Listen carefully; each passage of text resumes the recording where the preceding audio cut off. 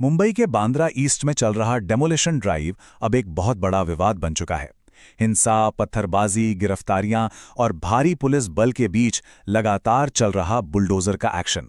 आखिर बांद्रा स्टेशन के पास इस गरीब नगर एरिया में ग्राउंड पर हो क्या रहा है?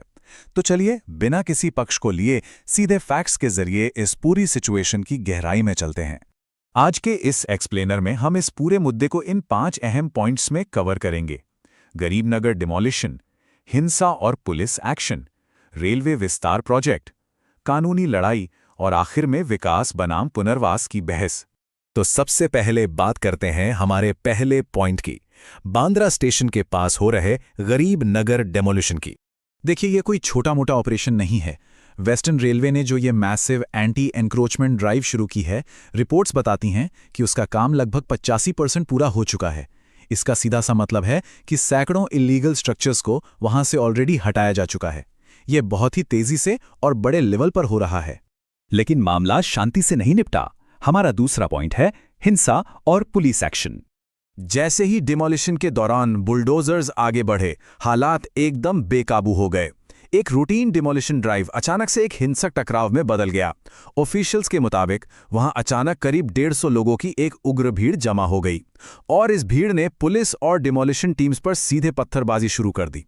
जरा इमेजिन कीजिए, एक तरफ भारी मशीनें काम कर रही हैं और दूसरी तरफ से अचानक पत्थरों की बारिश होने लगे। सिचुएशन कितनी ज्यादा टेंस हो गई होगी। ग्राउंड जीरो पर लिटरली अफरा तफरी मची हुई थी।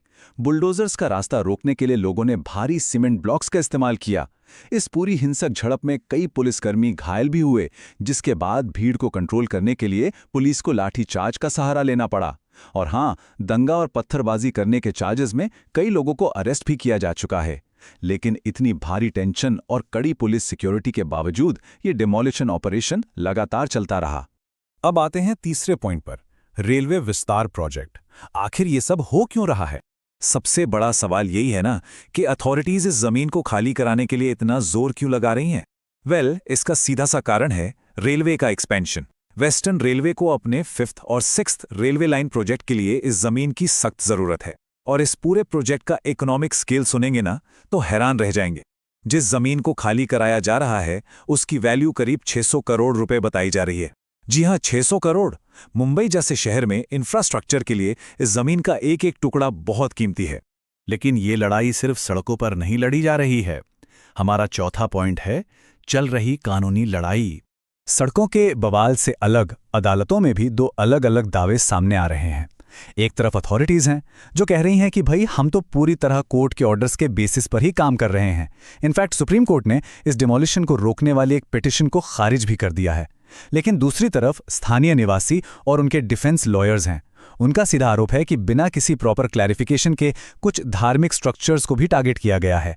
और कुछ रिपोर्ट्स तो ये भी बताती हैं कि करीब 100 स्ट्रक्चर्स ऐसे हैं जिन्हें अभी भी हाई कोर्ट का प्रोटेक्शन मिला हुआ है। तो आप देख सकते हैं कि मामला लीगली भी कितना उलझा हुआ है। और इसी के साथ हम आते हैं अपने 5वें और आखिरी पॉइंट पर, विकास बनाम पुनर्वास। देखिए, लेटेस्ट अपडेट्स के हिसाब से डिमोलिशन ड्राइव लगभग पूरा हो चुका है। वेस्टर्न रेलवे ने कंफर्म किया है कि वहां कंक्रीट डालने का काम भी शुरू हो गया है ताकि वापस से कोई री एंक्रोचमेंट ना हो पाए।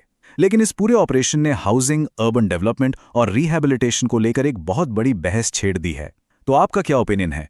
क्या अर्बन डेवलपमेंट के लिए इल्लीगल एनक्रोचमेंट या अवैध अतिक्रमण हटाना जरूरी था, या फिर इन घरों को तोड़ने से पहले रिहैबिलिटेशन यानी पुनर्वास होना चाहिए था? कमेंट करके जरूर बताएं। और हाँ, अगर आपको ये एक्सप्लेनर पसंद आया हो तो वीडियो को लाइक, शेयर और सब्सक्राइब करना मत भूलना।